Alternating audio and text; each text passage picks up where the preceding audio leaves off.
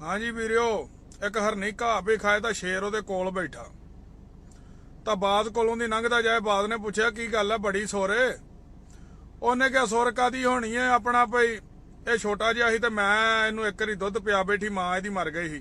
उसे एहसान के बदले बेचारा अज तक मेरे नाल ही आके मैनू कोई जानवर ना खा जे, जवान हो गया हुण तां। ਉਹਨੇ ਕਿਹਾ अच्छा।